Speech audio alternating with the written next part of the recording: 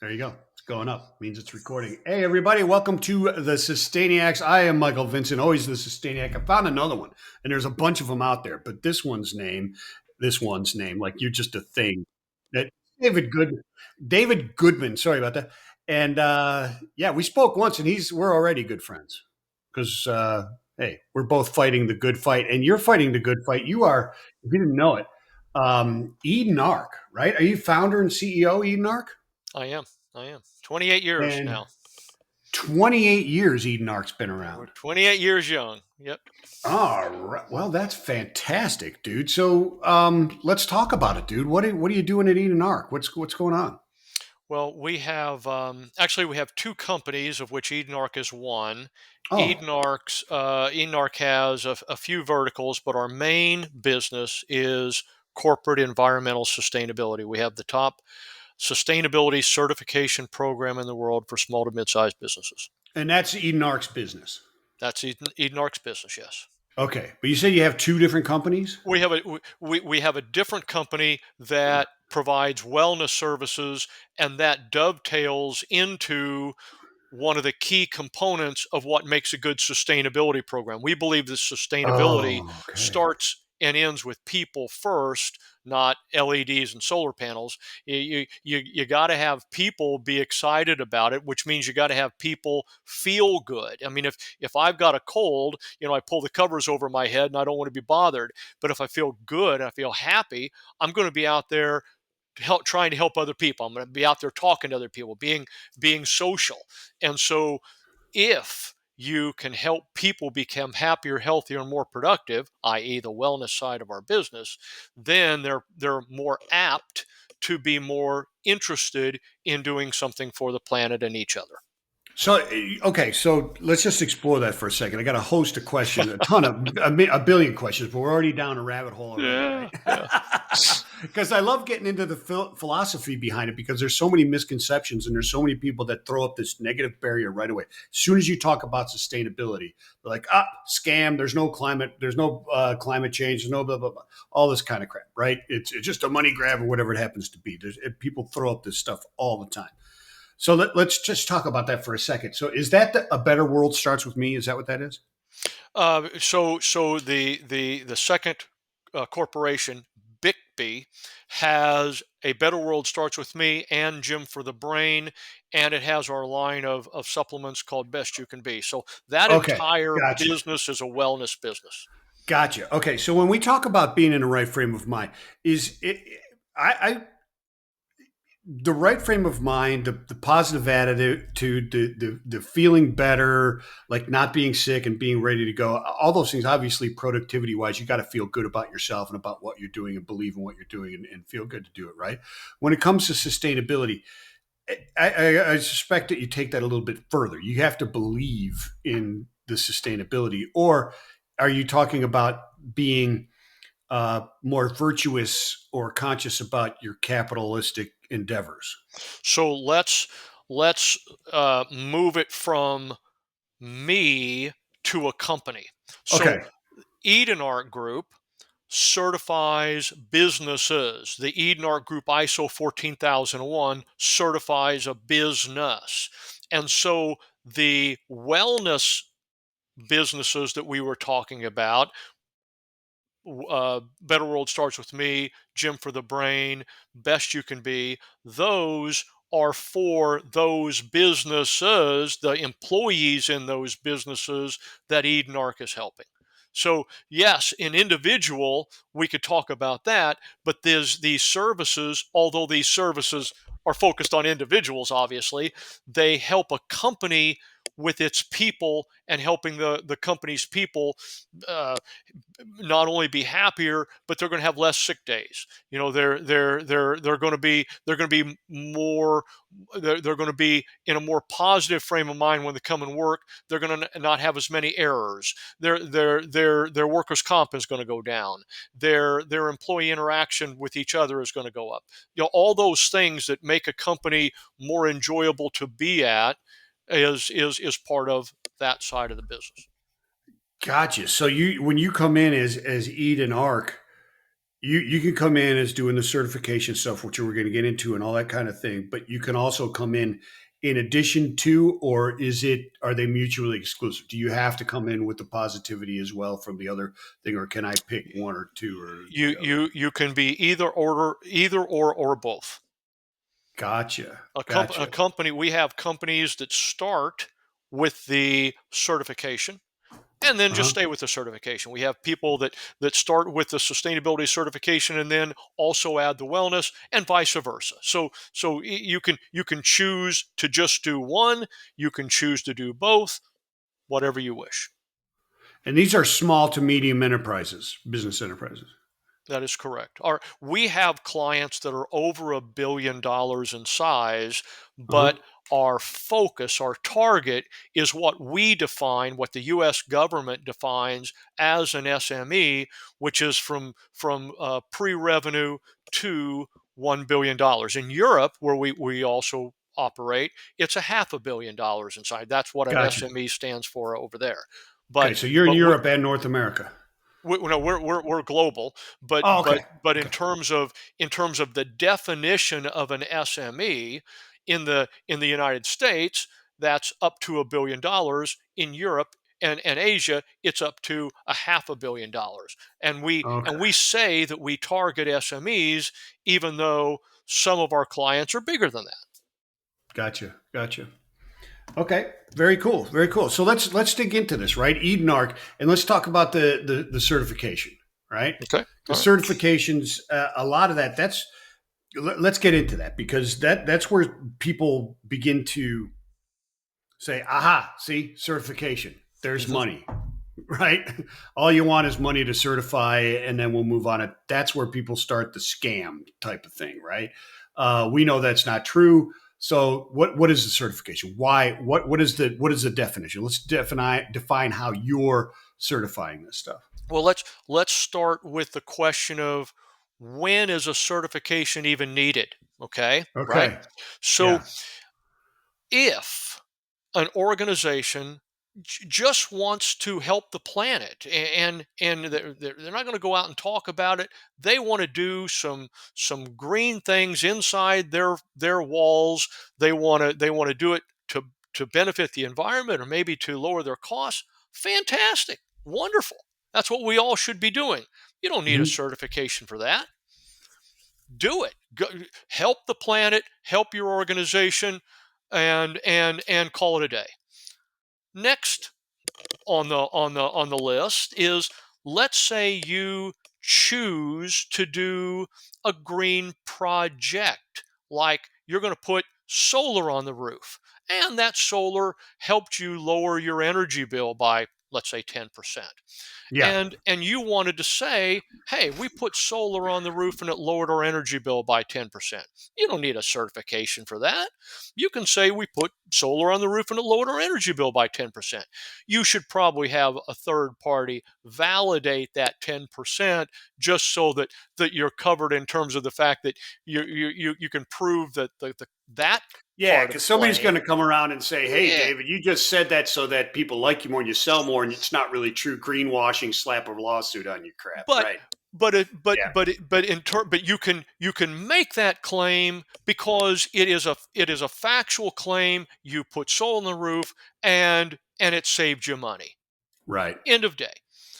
However, if your company starts to want to talk about being a green company, environmental company, an eco friendly company, a sustainable company, in effect, using those words for brand slash revenue benefit, that's when you need to be certified and third party verified. There's no difference from that than getting your college degree. I can't say that I've got a college degree unless I went to a college and went through a curriculum, and then a different group, not the teachers, but a different group, the administrative side of that university, determined if I met the curriculum, the core requirements to be given that degree. Same here. If you're going to say we're a sustainable company, that sustainable claim needs to be tied to some kind of a standard. You're sustainable, you're a certified sustainable company under a such and such standard. So the minute you start going for revenue gains, and you were saying earlier about oh, that's where the money comes in. Actually, yeah, that's where the company's trying to take advantage of a claim to make more money, and that's when you got to be tied to a standard, and that's when you've got to have some third party validate that you did the things that the standard required. So is it only really to protect me if I make claims in like a marketing capacity, as you're implying, right? As a branding type of thing, or a promotional type of thing for people to go, hey, look, I need to do business with these guys because they're green. Is that the only benefit, just to keep you away from those lawsuits, No, no. or what else is there?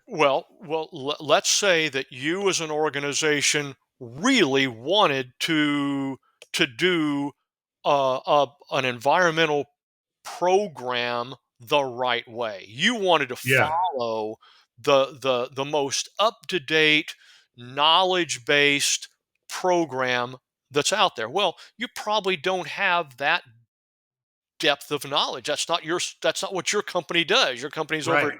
doing something else. So you would want to align yourself to follow a global sustainability standard, get certified under that, so that you know that you're following things that are considered to be the things you should be following as part of that pursuit. Okay, so that's one thing.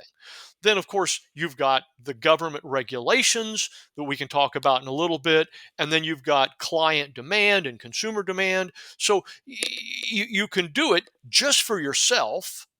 You can do it to make sure that you're meeting certain regulations, and you can do it for the marketplace. Gotcha. So it is. Where is this? Where's the demand for this coming from? Is this, in other words, when you look at this certification, right? And I'm assuming there's more than just Edenark that does the certification. Sure, Am I sure. right? I mean, there's Of course. competition there, right? Oh, yeah. So who sets the standard for that certification, or is it based on what I'm looking for, right? Like, say I don't do anything internationally, I'm really just looking to um, take advantage of the new demands from the consumers, right? And studies will show you that most consumers will say, yeah, I want sustainable goods and I'd pay more, et cetera. But when it comes down to it, they don't believe it, so they don't do it anyway. Right? You've got to really prove it to them, because Yeah. the Seven, BS meters, so to speak, are really sensitive these days, right? 70% of consumers disbelieve a company that makes any kind of green or sustainable or environmental claims and doesn't have a certification with a standard and third party verification. And that 70% goes to 90%. 90% of the under 40 consumer Wow. disbelieves a company's green claims if not attached to a sustainability standard with third party validation. Yeah, see, I'm a baby boomer and I don't believe anything. And that's, growing up through detente and all that other kind of stuff, I'm going to guess you did the same thing, right? So you distrust anybody who's got a title, pretty much. Right?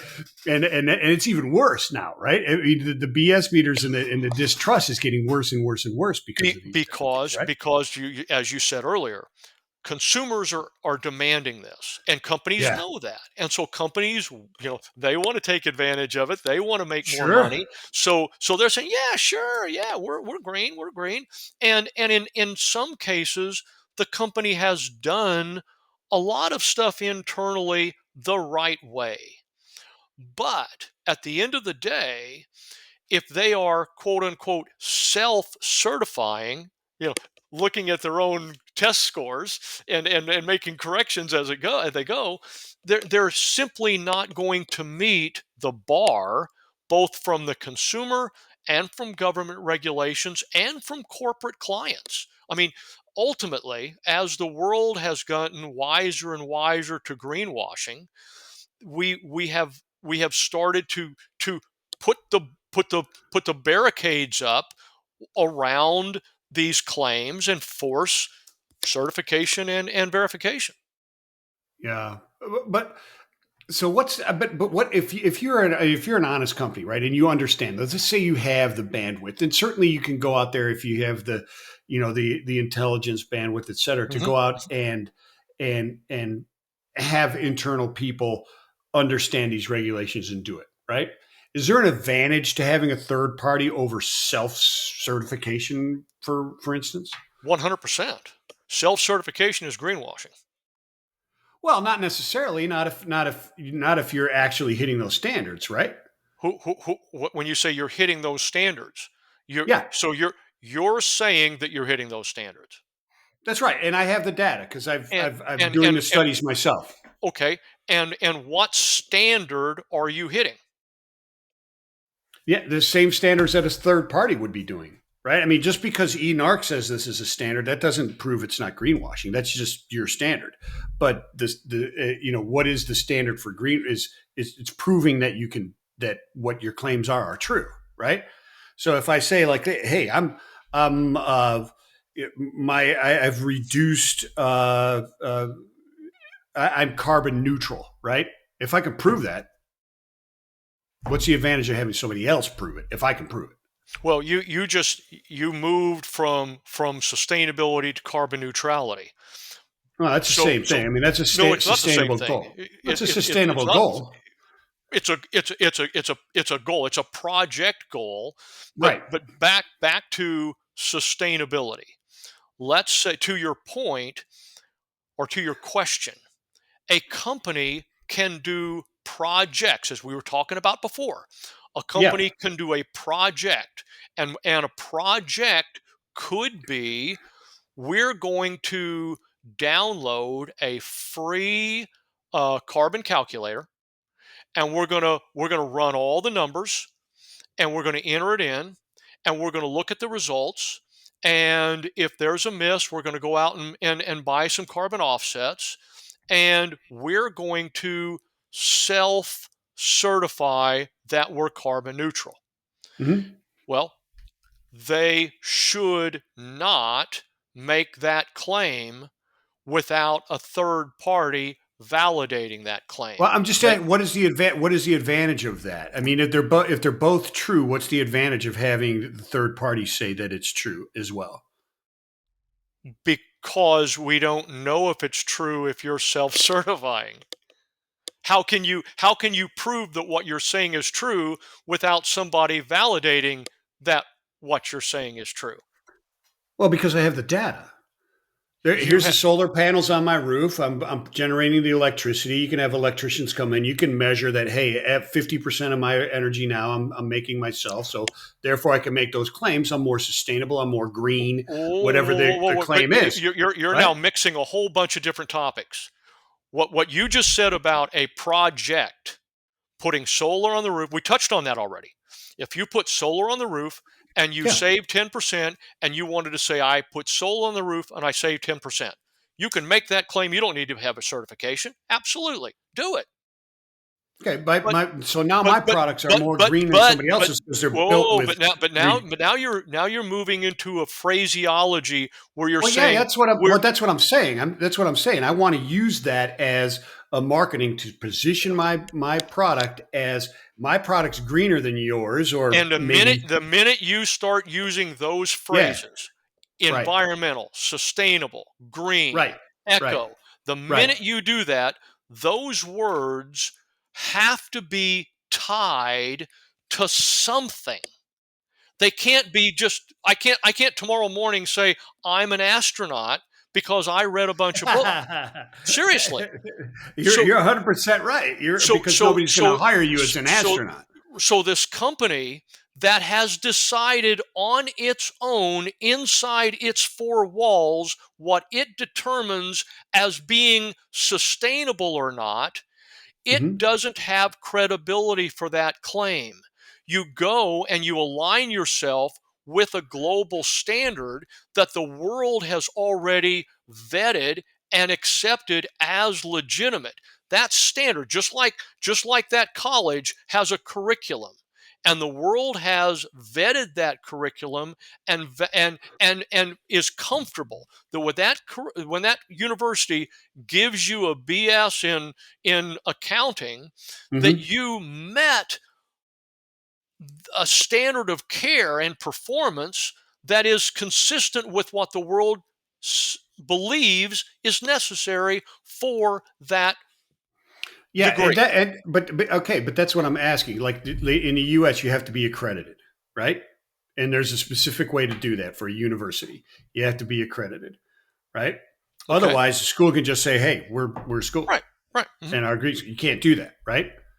But that's what I'm saying. When it comes to certification for sustainability, and look, I'm saying that my stuff is greener than yours because, or my stuff is green because the power that I use, I'm Because I generating did it myself. myself. Mhm. Yeah, but what if I'm meeting the standard? But you just said I'm meeting the standard. The Exactly. standard has to be a standard. No, I get that. Basically, What what I'm you're saying is, saying. where is the standard coming from? Who is making that standard? Is it just Edenark, or is this the No, standard no. that you are going against in doing this? Because why can't I just do that myself?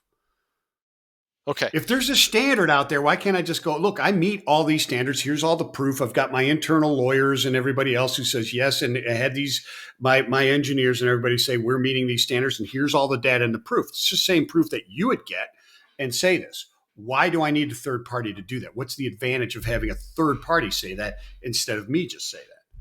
With all this exact same data and all of the proof and all of the certifications, just all signed by people internal in my company.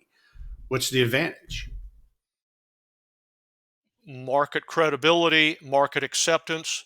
Um, if you self certify, Yeah. okay, again, you're throwing a bunch of different phrases out there. So let's start defining some things. Okay. We use the ISO 14001 standard. That Okay. is the world's largest sustainability standard. The governments of the world participated in input, and the International Standardization Organization, the largest creator of standards in the world, created that standard. It's the Yeah. biggest, most respected standard in the world for for Hmm. sustainability. Okay? So we, I'm an ISO 14001 lead auditor. I Okay. have a So choice. you've been trained in it, and you've Yes, been yes. okay. Gotcha. But I can't grade my own test. I can be your advisor, and I can work with you and help you go through the process. Then once Okay. you and I create the application, we hand it off to someone else like me, another ISO 14001 lead Right. auditor, who then Right. audits and validates. He's a third party. He valid or she a third party and Right. validates that what we did meets the standard. Third party Gotcha. validation. So But now you've got an expert. Yeah. Go ahead, please. the I'm sorry. standard is the ISO 14001, globally accepted, globally recognized. And so when that company says, I'm an environmentally certified sustainable company, the additional language is under the Edenark Group ISO 14001.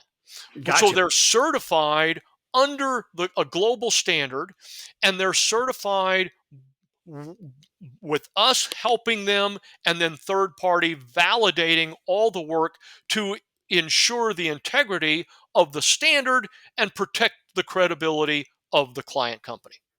Gotcha. So, excellent. I'm glad I pushed because that's the answer I was looking for. Is where how does that validation come? And that makes a lot of sense. So you guys are certified, so you could actually validate somebody else's Yeah, as well, yeah. I, right? I, I, I play the You role of could be that third absolute. party. I'm the auditor Gotcha. for other people. They're the auditors for me. Yeah, absolutely. So it's a So, lot like TQM and things that started in the 80s and 90s where you're trying to get to the Malcolm Baldrige Award and so on and so forth, et cetera, because you had people who were trained on it inside the mhm, company, and then you tried it and you got everything set up. But then you had a a uh, Separate group. a Separate separate group. group that was Yep. helping you do Mhm. that, and they would submit it, and then third parties would validate all that stuff, and then you'd Yeah, come back, because and that because was fantastic. obviously if Yeah, I'm your advisor and yeah. you're paying me money and I want to keep you happy and you say, "Hey, I'm ready to write you the check, just sign off." There's a risk there. So we need a third party to make sure that you and I are doing everything by the book, by the standard. So is that let me ask you? So is that designed that way in order to, like, God forbid, or but it happens every day. It's probably happening right now, that somebody can test it anyways in law, and there's a removal from having a stake in that company and saying that they were certified. Because if it was just you, the company, I paid you to do that, and therefore it's, is it more believable or more legitimate if a third party then says yes, with the work that he did is right, and they weren't monetarily compensated for that, Well, or is that one part of it, hundred or percent, 100%. And you, like for yeah, instance, Canada. Canada now has Law C-59, okay, and that requires a company making claims to have certification and third party verification, because again you want to keep those two separate so that the whoever you're working, whether the company self certifies or the company hires an advisor and helps them through the process, you still need a third party to come in and validate that everything that they claim they did, they really did. Because there are many programs out there where if you send them the check, they send you the piece of paper, and right, they're just looking for that check. And that brings us back to one of the first points that you made, and that is, oh, there's people saying that these programs aren't legitimate. Everybody's right, looking to make a buck. yep, And like in every industry, there is. So if so one of the things you need to do is you need to make sure that if you're going to spend the time and the money, that you do it the right way so that you end up obviously getting a good program and legitimate. yep. Gotcha. Yeah, excellent. I'm glad we went down that, because that's where it all comes through, is the legitimacy of it, right? And that's where the trust factor comes in. And so it's really difficult to go down. Well, I don't know if it's all that difficult. You'd be the expert to tell me if it's difficult or not. But it's a road that you have to go down through, and there's expenses. It, there's a lot of companies that are out there that are not going to do it until they have to do it, right? And maybe not a perfect analogy, but in the business I'm in, trying to do recycling and reclaiming materials that are previously extracted, and bringing them back in as raw materials for production again. Right?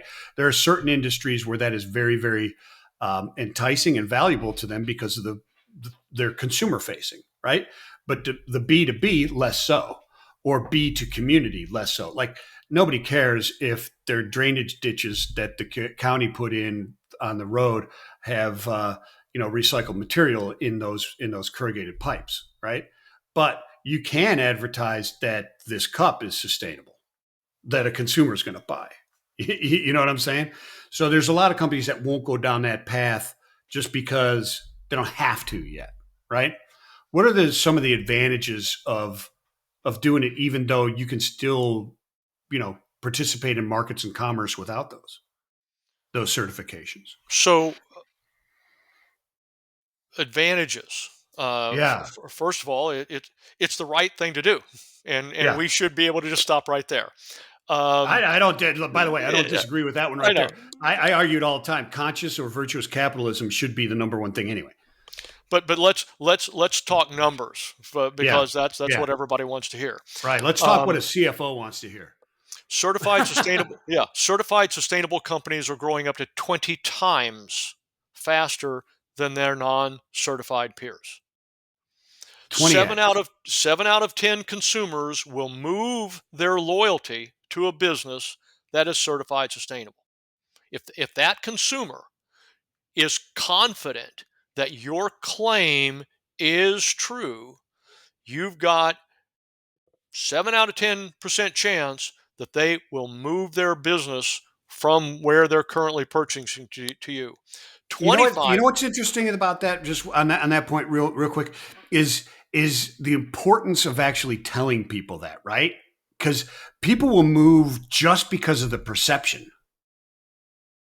And then they'll find out the truth, and they'll find out they got scammed, and they'll be pissed, and they'll go back, and it'll hurt the industry. Right, Yeah, yeah, right, absolutely. But right, that's why you do it right the first time. Get in on right. it the right side, so that you don't have to deal with all that later. And as consumers are getting smarter, and as governments are now squeezing down, doing it the wrong way is going to become painful and expensive. So, It next is. point, Yeah. 25% of consumers have already moved their purchases, and the next 25 to 40% is in play right now. So let's say a third of all consumers right now are making decisions today on basically sustainability being a driver. Mm-hmm. Last year, 2024, a about a $500 million moved from non-sustainable to sustainable companies. This year, 2025, that number is going to be larger. What? What? Okay. So, is this global or North Yeah, American yeah. based or This is what? global. Global. This is global. Yeah. Okay. Okay. 75% of Gen X and Y view sustainability as more important than your brand name. And that's 100%. Let me look. My brother-in-law comes over, found this new chocolate. It's amazing. And I look these people up, and they're sustainable. They're helping out the code. They're one of the only ones that are. Their whole mission is they're fighting against the social injustices of the cocoa farmer and all this other kind of stuff.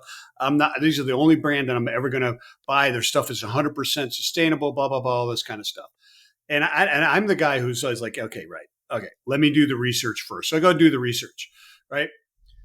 Major brand that everybody knows. They're out of Pennsylvania. $500 million invested in the cocoa farmers, and they still can't say that there's no child labor or abuse or anything, but they're driving towards it, and it's impossible to weed it all out, but they're driving for it. There, to me, is greenwashing BS scam on that smaller company because they're making statements that just aren't true. The other companies are fighting all this stuff. They're just doing a really crappy job of getting in front of the Gen X and Z and saying, look, we may be the legacy brand, but Joe Schmo's sustainable chocolate, they're not doing anything better than we are. Right? So let's another one. To your point about what you did to check out the brand, sustainability is the number one thing that consumers are using to evaluate you when they go on the internet. When they go to check out something, Right. they're gonna look for this.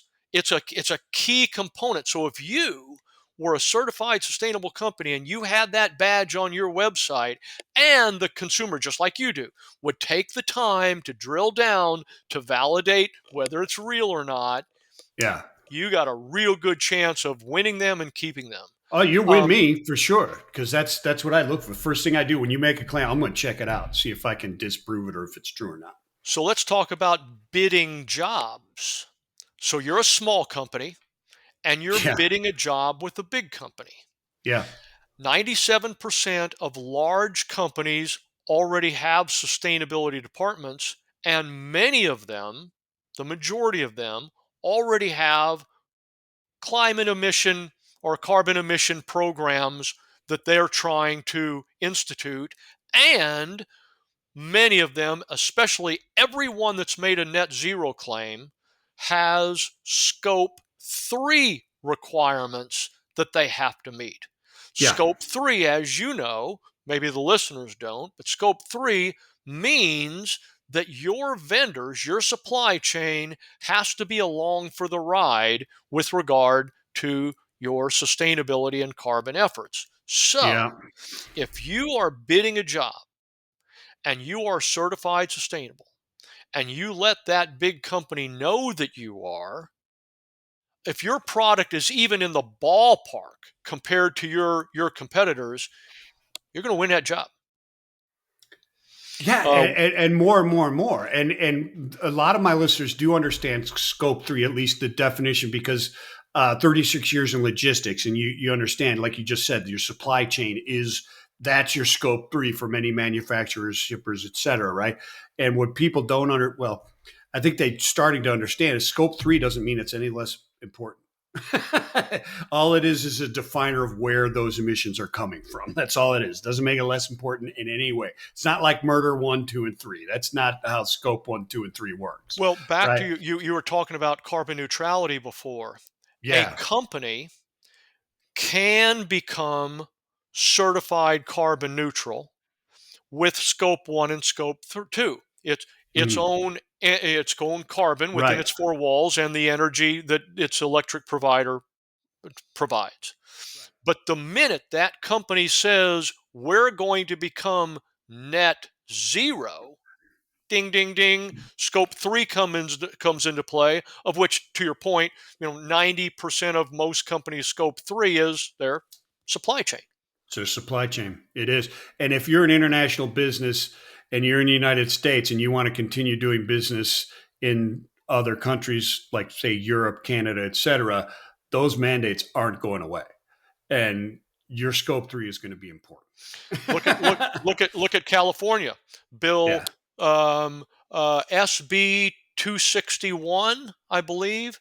So SB 261 says that in California, the bigger companies have to have their scope one and two done in 26. Scope three not until 27. Well, 27 is a long way off, but Mm. 27 is on 26 data. That's right. That's right. That's right. That's So, right. so That's a we're great talk point. we're talking 9 months from today. Yeah. Those vendors are going to have to be in line for all those. California is the fifth largest economy in the world, and all the companies that are doing business in California, scope three is going to kick in January 1 of this coming year. Yeah.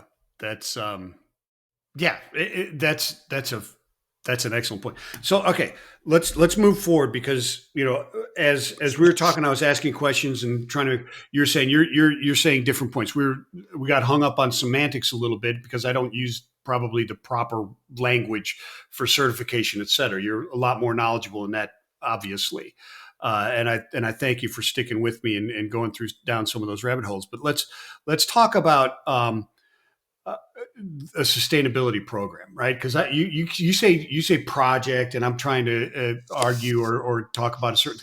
So let's talk about that. What define this for me, right? There are components to it. I understand. What's a sustainable program? If I'm a company, I'm looking at this. What am I looking at? Well, so how about if we talk about what we recommend a company look for in a sustainability Yeah, program? That absolutely. You're makes the one who's going okay. to go out there and certify it and say, "Hey, look, this is ISO 14000. This is fantastic." So yeah, you're the expert. What do you guys recommend? So whether they choose us or not, we recommend that every company that starts thinking about sustainability. I mean, if they heard us talking a few minutes ago and they heard, oh my gosh, we can make more money and we can win bids and well, we didn't even hit on a bunch of other topics, but Yeah. point is, hey, this sounds like it might be something we should check into. And then they look at each other and they say, yeah, but what kind of a program should we consider? Oh, I don't know. So here's the 8 things that a company should look for in a program. And if it gets a program with these 8 things, it will be happy. All right? Okay. So, first and foremost, we touched on before employee performance and health. You want a sustainability program that includes employee performance and health in it. Don't just look at a program that's looking at LEDs and solar panels. Your employees are your biggest cost, your biggest opportunity. your biggest risk. Takes a lot of savings on an LED system to make up for one workplace violence event. Make sure that your sustainability program has an employee health and wellness component to it and addresses employee performance and health. So, Next, but wait a minute, go wait a ahead. minute. So okay. So immediately it sounds like we're bringing back ESG type of stuff, right? But you're when you dig into this, I'm hearing from you. My mind starts thinking they're like, as you said, they're your biggest assets, right? They're some of your best assets. So this is from a sustainability as far as profitability and efficiency mode, right? Absolutely. This is not ESG. As Yeah, you know, G is governance, it's documentation, S right, S is social, right. but it is truly the management of the employees from a protection of rights standpoint. I'm simplifying, but Correct. what I'm talking about is the fact that every company in the world deals with the big five: insomnia, stress, anxiety, physical pain, and mental acuity. Those five Mm, knock 5% of your GDP off every year. Assume in the United States, assume $10,000 per full-time employee every year. So gotcha. your staff, if you got 10 people in your staff, you're losing $100,000 a year to the fact that they didn't get enough sleep last night. They got in a fight with their spouse. They're they're getting up in years, and they're just not as quick as they used to be. Those five things, the big five, are causing your company to not be as efficient as it could be. So Got you. your sustainability program shouldn't just look at energy efficiency, it should look at team efficiency. Gotcha. Perfect. Thank you for that. All right, let's move on to the next one. I just wanted to clarify that Yeah, because sure, if you sure. don't, it sounds like What you're is saying it? it's That's employee right. rights, DEI, or this Nope, kind of nope, thing. nope, That's nope. not I'm, what we're I'm talking talking about about here at numbers. all. I'm talking We're about talking bottom about line profitability. the CFO should be listening to this. This is what we're 100%. talking about. Right. 100%. Go for it. Okay, what's the next Next. one? Next, you should certify the business, not the box, not the building that the business is in. There are a number of energy efficiency certifications. They're fantastic certifications, but they certify the building. And you don't want to be a business, i.e., a tenant, and try to make more money by telling your consumer, buy more from me because I office in somebody else's energy efficient building. You Yeah. want to be able to say, buy more of my product because I am a certified sustainable business. So you want it to tie to your company, not the box or business, or excuse me, box or building that your company resides in. Yeah, and I liken that when I compare that or bring that into the logistics space. I've argued before that look, sitting around waiting for Daimler or whomever, Volvo to come out with a green truck, Class A truck, is not a sustainability plan. that's not it. No, You've got to it do can be something. part of your plan. And Yeah, it can be yeah, a component of your plan. Your right, company has a bunch of projects as part of its sustainability effort. right, And that could be a very powerful one, but it's a subcomponent of an overall plan. right. Yeah, I get it. No, that makes perfect sense. Let's move on. The next We're one, three, I think, if I'm counting correctly. number three, you should have, as we've hit on this one already, third party audit. You should not buy a certification from a company that doesn't use a third party auditing component, and you should not self certify. The governments, the activists, the courts, you don't want to face any of that. Make sure that whatever program you have has a third party certification audit process. Are those? Are those? We don't need to name any names, but are those in existence? Are they out there? People Well, that sell certification and they're not using a third party like you do through the ISO and types of stuff. I would say that if you look at the 97% of big companies that I mentioned before Yeah, that have sustainability programs, yeah. I would say less than 5% are tied to a standard and are tied and that have third party validation. They are almost That little. all they're almost all internally driven. They went out and they hired some people, the people came in, they built some programs. Hey, I'm not saying they're not good programs, but as the world puts as Canada and the EU, and as they start putting these requirements up, those self-certified programs will not stand. You heard about, I mean, you Yeah, know about green hushing. All the sure. companies are quieting down. Why? Because they recognize that they're exposed. They're exposed. Yes, exactly. They don't want to get greenwashed, and They that's what I was talking they about. they There's have been they have headlines self where like this company gets rid of these goals and that goals and stuff like that. When you read through it, it's really that they're just not announcing them anymore, which is really a good thing. I think that a lot of those companies are continuing. They're just not putting them out there for the stakeholder, shareholder, and the Well, public to see them anymore they're because they don't want struggling. to be They're held. struggling with the Yeah, fact that they built a program custom to themselves. It might be yeah, a fantastic program, yeah. but until they align themselves with a global standard and have some third party validate that they're meeting that standard, they're at risk. That brings us to the Mm. next point. Yeah, let's go. Attach yourself to a respected global standard. Don't spend the money, don't spend the time aligning yourself with a local program. You're going to outgrow it. You're going to face. You're going to sell to a client somewhere, and the client's not going to accept it. Go with a global standard that everybody recognizes and respects. Mm. And how does one determine that? Well, I there's mean, I can ask you, and you can do that. But give me what? How do you determine what is a respected global standard? you can Google it. I mean, Yeah, there's half a dozen yeah. that are really solid and they're global and everybody would say yeah that they meet the test. The world's looking at them all the time. They're constantly being upgraded.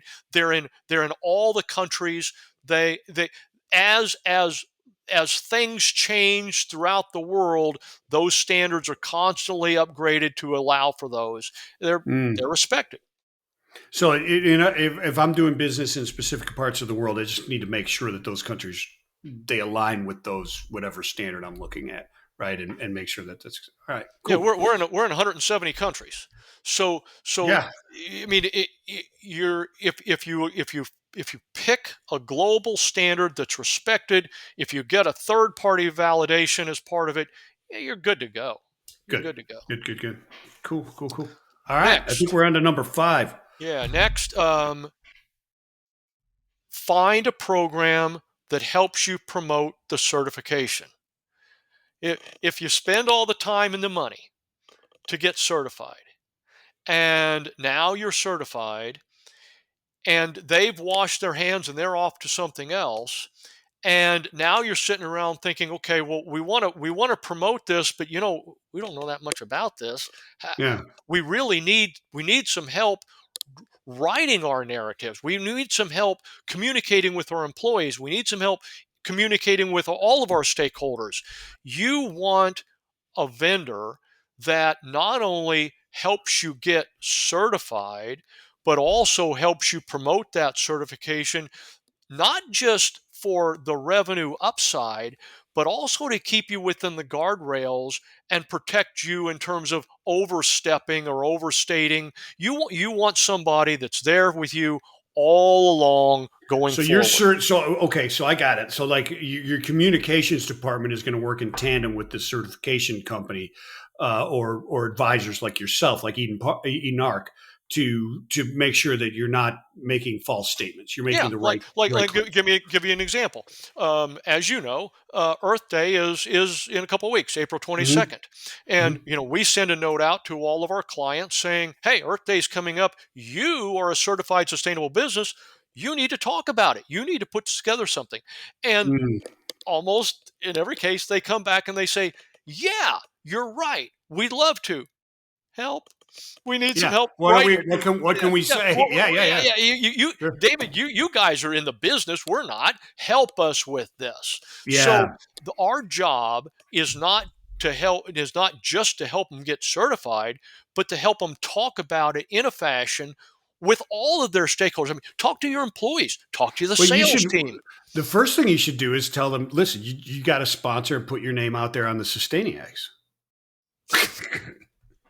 Actually, There you so go. I mean, they need I've got a help solution for you, brother. effectively communicating that to the world, They and do. find a program that will stick around and help you with that. Yep. Yep. Yep. Yep. Unbelievable. Next, That is awesome. Yeah. Let's go. continual improvement. You want a program What? You mean I can't just do this once and sit back well and not worry about it that's anymore? annual. That's Oh, annual updates. But okay. continual improvement is accepting a company wherever they are in their sustainability journey and helping them get better. I mean, we have companies that start with us and they're pretty far along and they get better. We have other Yeah. companies, they don't this is all brand new to them. They're starting with nothing. So you want to be able to start wherever you are and progressively improve, and next year get a little better, and next year get a little better, and next year get a little better. Yeah. You don't want to have a bar that you have to hurdle year one that is so high that it frustrates the team and you quit. So And you want to that's been progressively what a improve. lot of these headlines have been, right? That people set these bars, say, "Hey, we're going to reach this by 2025 or 2026," and they didn't realize just how difficult that was going to be. That's And right, and then they're everybody gets rolling pissed back some off of and they those throw it out. claims. Yeah, right. Yeah, yeah, yeah. Well, you were only 50% successful, therefore you're a failure. No, that's not the case. It was just stated wrong, so it looks that way, right? Gotcha. Cool. Next, it has to have annual updates. Sustainability is not fixed. It's not finite. Every Mm, year you got to progressively improve. Every year you got to do a little bit more, a little bit more. So every year somebody needs to come back in and work with you on the projects that you're doing to get a little better, a little better, a little better. yeah. I mean, it's just like everything else in the business. If you're not continually training and bringing in third parties to upgrade Yeah, every one of your departments from every part of your business you're doing that with. CEO coaching, et cetera, all the way down to training people on the wrenches and so on and so forth. You've got to have it. Yeah, Yep. makes perfect sense. Love And it. then the final thing, I left it for last, but it All right. must be at a price you can afford and must deliver a positive ROI. And That's a beautiful. I'm so glad I that's the mean, last, because it, that's what I was going to ask but, you. Okay, let's but get to the CFO you, question. you want a program that has all the things that I just said and at a price you can afford and will give you a positive ROI. And if it delivers those things and it delivers a positive ROI, why wouldn't you do it? Because of all the benefits that you have with the marketplace. Well, I mean, regardless of all the benefits of the marketplace, if you can bring in this program that's going to increase my either my OR, yeah, my bottom line, there Yeah, it is. Because top line, great, that's fantastic. Obviously, you want more market share, but it has to contribute to contribution to profit is the key.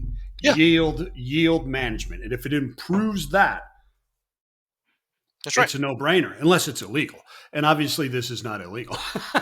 Hence all the benefits to the marketplace and international trade, all that kind of stuff. Fantastic, dude. There's one thing that I do want to ask you, and maybe you answer it, maybe you don't. um, do you think, and I don't want to get political at all, but there's tariffs out there. other trade barriers was mentioned as an issue, right? Is this considered that? Do you see that as a worry, or is this not considered? Would be considered in that? Say it again. When you Oh, mean okay. do I see When when the Trump trade came out, barriers? when Trump came out, he's talking about the tariffs, right? He said, Hmm. okay, look, Hmm. these are tariffs, and everybody immediately you look there, you go to calculus, you go, wait, that's not the tariff from this company or that company, and he says, no, these aren't straight up just tariffs, right? He said there are other trade barriers. Our sustainability or carbon neutral tax, that type of stuff from the EU, would they be considered in a trade barrier? Do you think? Absolutely. So if you're right now, if you're a company in the United States Yeah. and you want to do business with a company in California, also in the United States, you are Mm. going to have a trade barrier because of SB 261. Because California is going to say, if you're doing business here, you're going to have to meet our environmental standards. Canada has, as I said before, C59. EU has all of their programs. So just like in anything else, there are going to be requirements that governments, be it federal, be it state, be it city, whatever, are going to put up and say, for you to work here, you got to meet this certain requirement. Unbelievable. In every Unbelievable. if in every industry, No, if I want to, it makes sense. I thought it would be, and you're the expert. You deal internationally, so I wanted to ask that question because you've been gracious in telling us, walking us all through the entire program.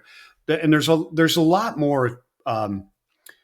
There are a million questions, right? And I try and think of all of those questions. But so, what is the um, what is the success rate of companies that do this, right? In other words, companies that are sustainable, do they produce more ROI? I mean, is it common to just, hey, they're much more efficient? Because it sounds like you're really attacking this from what I call business 101, like sustainability is just operating correctly. so first of all, I should say I should qualify some of my statements. None of the numbers, none of the like the 20x and all, none of that is our data. Every one of these studies are they're studies by the Nielsen's, Forbes, MIT, Boston Consulting Group, Unilever. I mean, Yeah, no, not I not recognize a lot of yeah, those. yeah, There's a few in not there little from. bitty There's a us. few. Yeah, there's a few in there from Statistica. There's a few in there from McKinsey. There's a number of them there. Yeah, no, I Yeah. recognize most of those numbers. So Yeah. with that having been said, um, so I let me pull up one right here that I have in front of me. There's a group called BAR, that did a big study a number of years ago about and compared sustainability and sustainable companies and non-sustainable companies against each other, and it showed a 24% net income, 11% EBITDA increase for the sustainable companies. Unilever did an actual a better study because Unilever did it within their own brands. They had some brands within their organization that were sustainable, some brands that were not sustainable, and they showed a 30% increase from the sustainable brands. Stern University in New York does a research study every year, and the last one that I saw shows 7.1x for the sustainable companies versus their non-sustainable competitors. Mm, And I could go on. I mean, point yeah. is, to answer your question, do they make more money? Yes. Are they more profitable? Yes. Do they have higher valuations? Yes. It's all. Yeah, and every study that I've seen shows that to be the truth. I just can't drive that point home more that too much with the audience, just because there is that perception out there that it is a time suck and it is a profit suck. And Well, that well, is so far from the truth. well. Let me maybe address it this way. Yeah. As I mentioned, we were going through the key things of a program. Yeah. That one of those key things is an annual review, annual Right. update. Right. In our case, every year, Yeah. every client has to make a decision. Do they write us another check and do more work to retain or actually get a renewal, a new badge for the new year? Do Yeah. they update their sustainability certification for the next year? And it's going to cost them. It's going to cost them money and time. As Hmm. of today, every client that we've ever certified has renewed every year. So back to your question about. You've only been around 28 years, so Well, that's no, not no, no. much. We haven't had the program for 28 Oh, years. We had the oh, program for about 8. But well, but the eight's still impressive. but the point is, you would think, and the day is going to come. The day will come when we have a company not renewed. But the Sure. point is, these companies every year are having to make a decision. And as much as they want to help the environment, they also, if it was costing them money, if it was painful, if it wasn't something that was working, they would not renew. Maybe they'd go to somebody else, but they wouldn't renew. But the point is, that should suggest that this works. Yeah, I think we've all been. If you've been in business any length of time, you've been involved with consultants coming in, and it was a waste of time, and it was a time suck, and it was a cost suck, and all that kind of stuff. This is not it. Is what you're telling me. The the, If the it's proof if it's the proof is again, everything. back to the things you should look for in a program. If you go out and get Joe's sustainability program, do you have a chance of not being happy? A big chance. If you follow No those offense. eight, No offense, Joe. no offense, Joe, but if you follow those 8 things that I suggested, and you find a program that has those 8 things, odds are you're going to be very, very happy. And when the next year comes around, you're going to be happy to renew because it added value. All right, so we've blown through 60 over 62 minutes so far. We have. It goes by so fast, my friend. We may have to do some additional shows, but let's wrap this up with look. You said SMEs, all right, right? Who's calling you? Is it a single proprietor? Can they get in on this, or is this just there's no way it's going to bankrupt them or that type of stuff? Or who's calling? Because you said you have $1 billion companies, et cetera, and there's probably a whole bunch of people choking, going, "Yeah, $1 billion. If I did that over the lifetime of my business, it would be amazing." So I have many pre-revenue clients, Oh wow, and I have many, many, many, many, many one-person companies. And then, of course, we have the what would be called a micro business, under $5 million. yeah. So we have a whole bunch of very small organizations, and then we have the traditional SME in the $100 million range, and then we have the bigger ones. But your question specifically was, can really, really small companies do this? 100%. We have them. They're doing it. They're renewing. They're happy. Beautiful, beautiful, beautiful. And where are they going? Who's coming out to reach you? Where are they reaching you out at, man? Besides David Goodman on LinkedIn. So the company is Edenark.com, Edenark. And if they go to Edenark.com, and there's a little tab where you hit to talk to us, and just put your name and say call me or whatever, happy to chat. Absolutely beautiful. I appreciate it, my friend. Go Hoosiers. Go Hoosiers. Go Hoosiers. And hey, everybody, thank you for tuning in, downloading, and listening in on the Sustainiacs. I'm Mike Vincent. He's David Goodman. Check him out. Eden Ark is where you need to go. Or who is it? David Goodman 1, right? On LinkedIn. You I'm can not check him even out. sure. I haven't looked at my profile to know what Yeah. my. But if you just put David Goodman and Edenark, yeah, you'll find me. Yeah, David E. Goodman. Yeah, or David E. Goodman one in there as well is how I grade. But anyways, doesn't matter. Thank you guys for listening, and everybody. Hey, peace and love until next time.